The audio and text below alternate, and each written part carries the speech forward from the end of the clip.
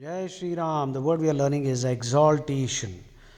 To exalt somebody to the level of a god, apotheosis, glorify as a god. To deify, deify, deification. The opposite of deification would be debasement. You see, in the Ved, Indra is an appellation of Brahman. Brahman is the name for God. In the Ved, it's not Vedas, it's Ved. Ved is a Sanskrit term. Ved means know. Know, it's a command actually. It's our duty to know. As a human, you must know. It is actually memory that you have had, but you have forgotten. So it is high time you regain that. That's why Arjuna in the Bhagavad Gita says, Nashto moha smrutir labdha. Nashto moha smrutir labdha tvat prasadan mayachyuta sthitosmi gata sandeha karishye vachanantava. Nashto moha smritir labdha. All my delusion is gone and I have recovered my memory. Nashto moha smritir labdha tvat prasadan mayachyuta. By your anugraham, by your grace, it's a silly Christian word, anugraham. Anugraham. You will get Krishna's anugraham if you deserve it. Grace is a silly word because simply if you accept Jesus as your savior, you will be saved. That's it. You don't have to, even if you commit all kinds of crimes and go and confess, you will be pardoned and the matter is over. Which is, I think, irrational, immoral actually. And I don't think God will allow such a thing. If He does that, there's no pardoning, mind you. You, as a human, have to understand that every action will have a reaction and you will have to be ready to face that. So, the only way God can help you is perhaps give you the strength to bear the reaction. Okay? And that too, if you are truly repentant. Simply by subscribing to a cult and accepting somebody. And if you study Jesus Christ's life, there are so many questions which come up. Was he really a figment or was he an actual person is the first question. He could be a figment, F-I-G-M-E-N-T. Figment means something imagined, a figment of somebody's imagination. Because no historian ever mentioned it.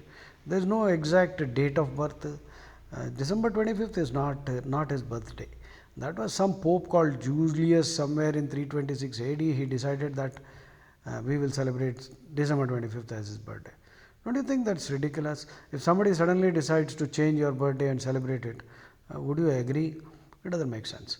So, and 0 BC, as per their own Gregorian calendar, the Christian calendar, they think that the history of the planet can be divided into two parts, prior to Christ and after Christ. That means Christ is only 2000 years back, if at all you accept that he came into existence. You mean to say the earth, which is about 5 billion years old, that 4 billion so and so plus is one part, and just 2000 years afterwards is the second part. So again it is illogical.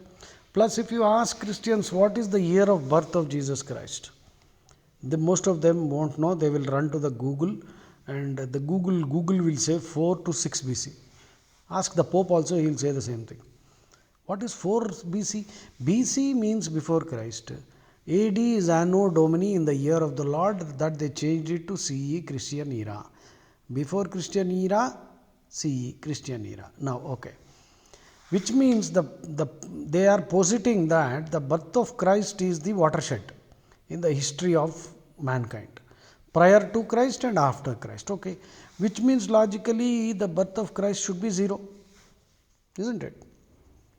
But they are saying 4 BC, which means Christ was born 4 years before Christ was born. How can anyone be born before he was born? Now, first they have to resolve that. And Christ did not even abolish slavery. In fact, he gave advices to slaves to be nice even to those masters who beat them. And Christ said some very strange things actually.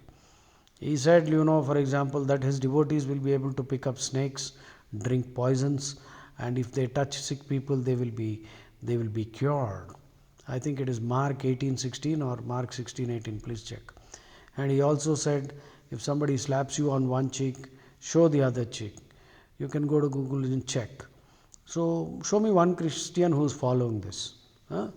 And he made many other statements which are, he also said, blessed are the poor in spirit, for theirs is the kingdom of heaven. In which case, all the rich Americans and Christians should completely, donate all their wealth in charity and become poor so that they can get into the kingdom of heaven. They are not following that also. So, these are some serious questions. I can go on and on. And ultimately, they will only threaten me, and they will abuse me, and they will resort to recriminatory exchanges, counter charges, and they will start attacking Hinduism. Hinduism doesn't proselytize. We don't believe in converting anybody. Hinduism has never conducted any inquisition.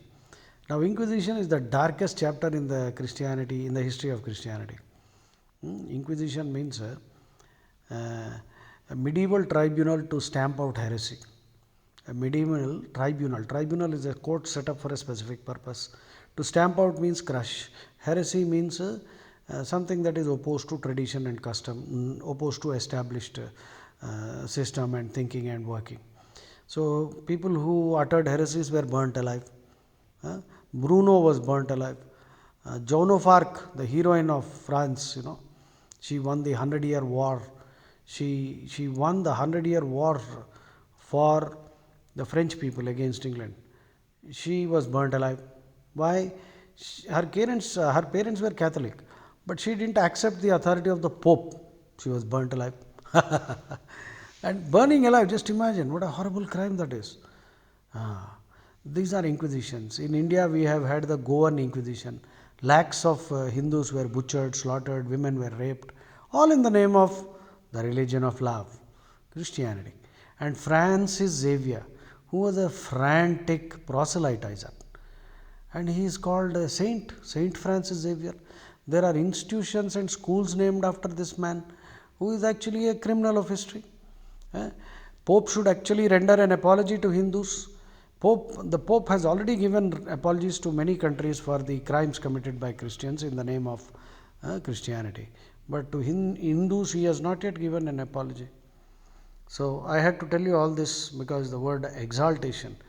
I totally reject all these exaltation of these saints, who are not saints actually, they are monsters, who believe that the infidel has to be proselytized or killed. So they will deny it. If you have not read the Bible, they will deny it and they will say all kinds of things and you will probably be confused. Not me, because I have read the Bible inside out. Exaltation is the word we are talking about. A flock of larks is called an exaltation of larks. In astrology, if a planet is exalted, the belief is that it will have maximum influence and impact on the life of that person.